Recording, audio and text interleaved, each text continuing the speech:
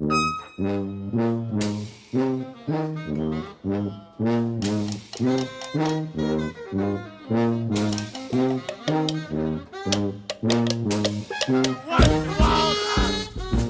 your experience with performing and being a listener to the music of New Orleans,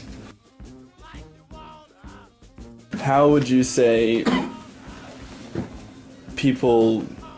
the music affects the listeners or the general public of New Orleans? The music is an expression of the culture. It's usually a reflection of what goes on around us. And the music of New Orleans is happy. It's very danceable.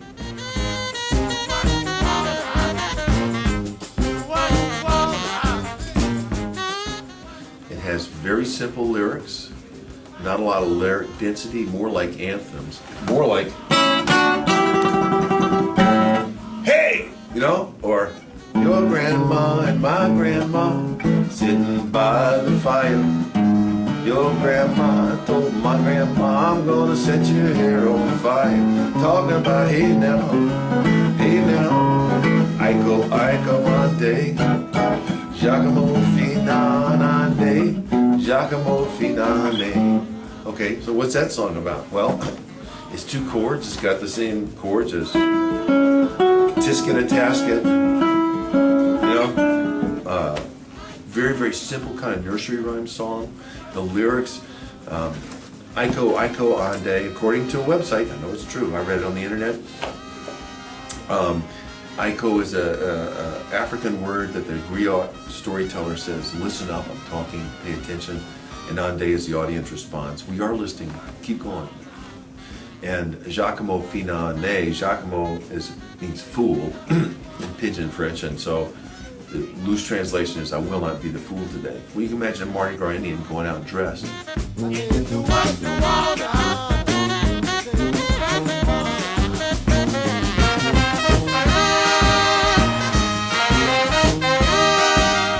Say, look, you're seeing a beautiful dressed man here, or pretty, like they call themselves now. I'm pretty, but I'm no fool. Be careful. Don't mess with me. So I believe, and there's no authoritative interpretation of it, but to me that's what that song means. The lyrics to New Orleans music are very basic. The rhythm is great.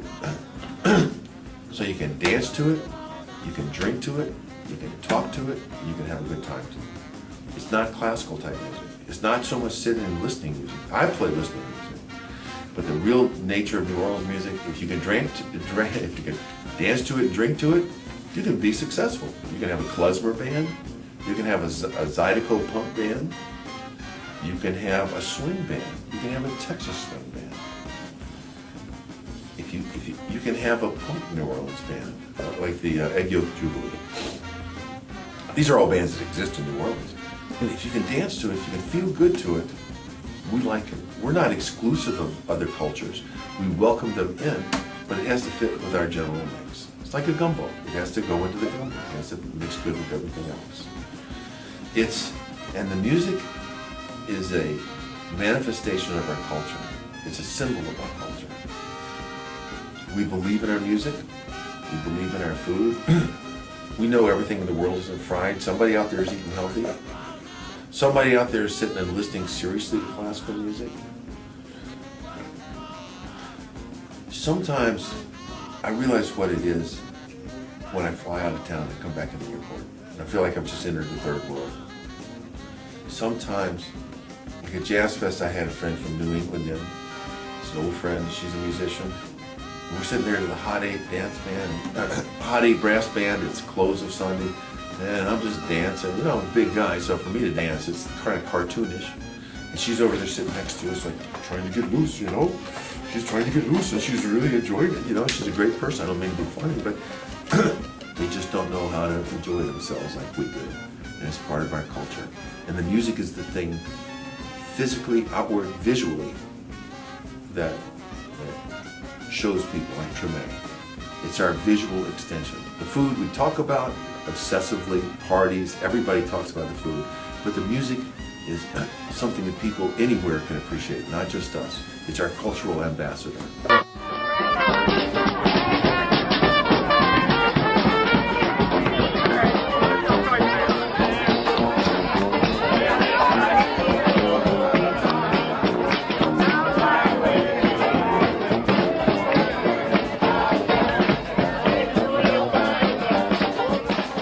don't think the music exports that well either, because we are a live music town. And live music is different from recorded music. When Marcella said, listening to a CD is like looking at a picture of a steak. There's a difference between experiencing live music and listening to something that's been prepared for you. Talking to somebody in person, there's intimacy that I think the current generation is losing because of, texting and phones and iPods and everything. We're losing that direct contact. People are more afraid to be next to each other and loose and relaxed. Mardi Gras. You're standing right next to some guy you might be afraid to walk down next to the street to, but Mardi Gras Day, you're standing right next to him and you're talking.